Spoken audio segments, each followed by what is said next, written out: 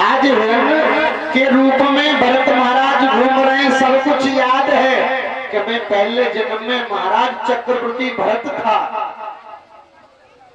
जब भरत घूम रहे जंगल में, एक कहीं से बहेलिया आगे शिकार करने वालों माने तीर कमान निकालो और भरत में सीध गए। आज भरत का देहांत हो गया जो हिरण के रूप में थे। आज महाराज दोबारा तीसरे जन्म में एक पंडित जी के यहाँ आंग्रस गोत्र में जन्म ले लिया है। पंडित जी के यहाँ जन्म मिला है, लेकिन तीसरे जन्म में भी उनको पता है कि पहले जन्म में भरत था और दूसरे जन्म में हिरण बना और अब तीसरे जन्म में मुझे ब्राह्मण कुल में जन्म मिला है। अब पंडित जी को काम का होगा, पंडिताई करो। पिताजी समझावेंगे भरत, वहां पे भी नाम इनका भरत पड़ा है। भरत गायत्री मंत्र याद कर लो, लेकिन महाराज गायत्री मंत्र याद ना करें, बस भगवान को बैठ जावे वही ध्यान करने लगे।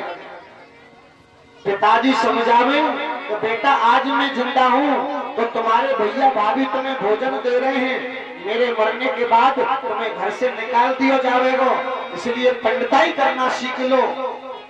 अगर पांडित्य कर्म सीख जाओगे तो अपना पेट भर लोगे। अपनी शादी कर लो तो भरत ने शादी के लिए भी मना कर दिया, महाराज हम शादी नहीं करेंगे, हम ऐसे ही रहेंगे।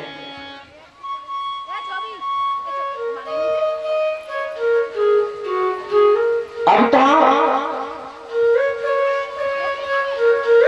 एक दिन पिताजी को भी देहांत रह गया, अब भैया भाभी रह गए।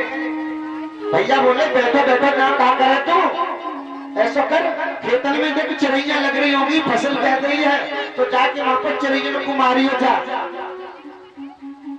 भरत महाराज चुपचाप, बोलते कुछ नहीं है।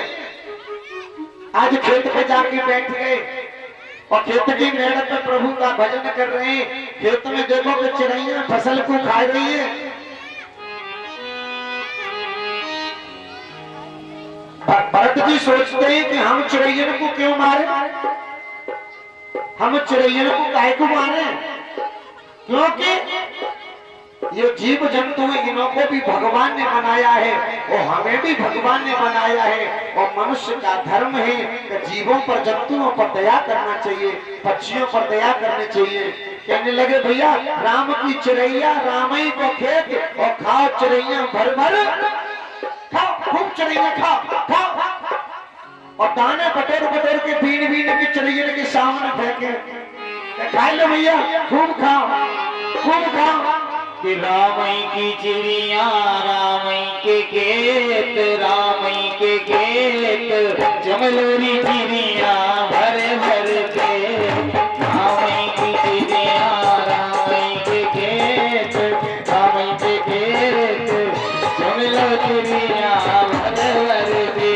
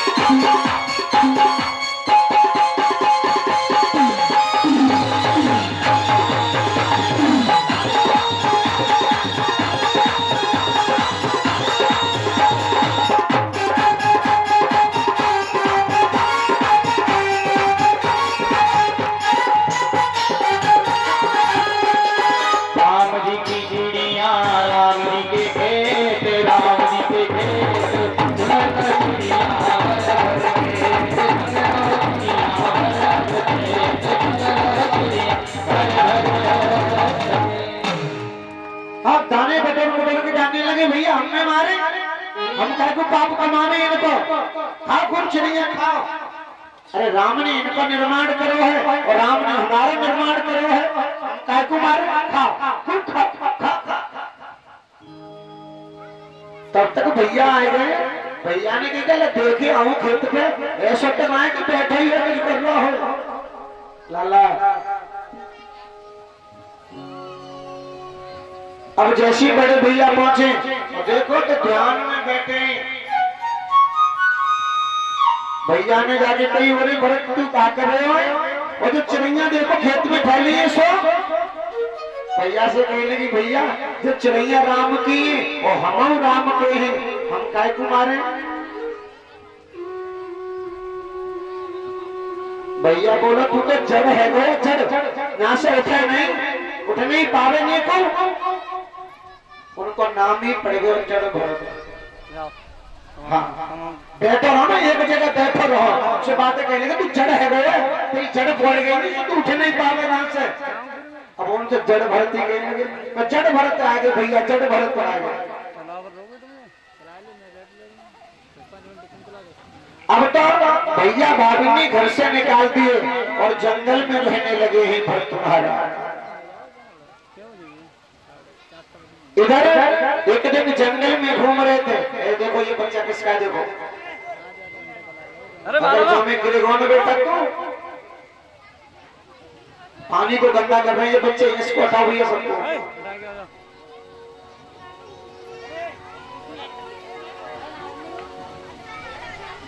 एक दिन जंगल में घूम रहे हैं और सिंधु सौवी देश का राजा रघुगढ़ कपिल मुनि के आश्रम में सत्संग करने के लिए जाता था हर रोज।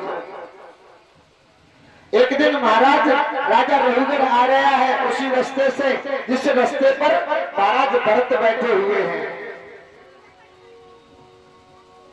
एक कार को बुखार आ गया, महाराज एक कार को बुखार आ गए, जंगल में कोई मिल जाए बात पकड़ के लगा ले, तो कोई तो मिलो नहीं, भरत महाराज ही घूम रहे, भरत महाराज को पकड़ो और बस डोली में लगा दिया, चलो महाराज रघुगढ़ जा रहे हैं इनकी डोली में चलो। अब महाराज भरत लग गए, कुछ नहीं बोले। अब ना चीता चीटी रास्ता में पड़े तो उनको छलांग मारे बचाने के लिए, कहीं पैर से तब न जाए, क्योंकि जीव जंतु मरेंगे तो पाप लगेगा। महाराज जैसे ही भरत महाराज कूदे तो महाराज का सिर डोली में लग गया,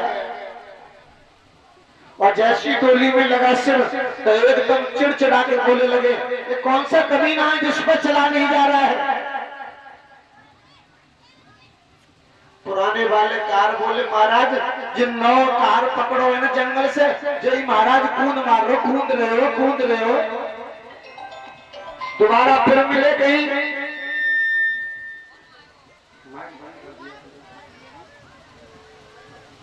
दोबारा फिर कूदा तो फिर सिर लगा।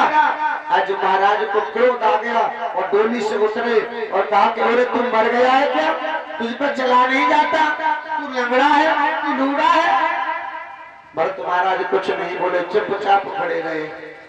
लेकिन जैसे ही राजा रघुगढ़ की नजर गई कि महाराज को जनेऊ पड़ा हुआ है, महाराज हाथ जोड़ के सामने खड़े करने लगे, ये तो ब्राह्मण है, कहीं ऐसा तो नहीं कि कपिल मुनि ही मेरी परीक्षा लेने के लिए आ गए हो ब्राह्मण के रूप में। अब तो हाथ जोड़ के कहने लगा प्रभु हमें माफ कर दो, हमसे गलती हो गई। आज तक भरत महाराज बोले नहीं, लेकिन आज महाराज कह रहे हैं कि अगर मैं आज नहीं बोला तो आज ये राजा अंधकार में ही रहेगा, आज मुझे बोलना ही पड़ेगा। राजा रघुगढ़ से बोले ही भरत, हे राजन तूने ये कहा है कि तू मर गया है, तो सुन मैं तो मरा नहीं हूं, मुझसे पहले ये संसार मरा हुआ है और संसार से पहले तू मरा हुआ है, जो 4 कंधों पर जा रहा है। क्योंकि मरने के बाद ही इंसान 4 कंधों पर जाता है, और तू तो जीते जी चार लोगों को कष्ट देकर के चार लोगों के कंधों पर जा रहा है। इसलिए राजा मैं मरा हुआ नहीं हूं, मुझसे पहले तू मरा हुआ है। आज राजा रघुवर हाथ जोड़ के खड़ा है और भरत बोला बोल सकते हैं, बोला बोल सकते हैं। और राजन तूने ये कहा है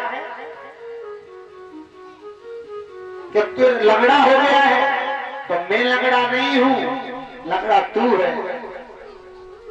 क्योंकि जिसका टांग टूट जाती है वही दूसरे लोगों का सहारा लेते हैं। राजन मैं तो स्वस्थ हूं, लेकिन तेरी टांगें दोनों टूट गई हैं, जो चार लोगों को कष्ट दे करके उनके कंधों पर जा रहा है। राजन तू लंगड़ा है, इसलिए इन लोगों को कष्ट दे रहा है। राजन तुझको ये अभिमान है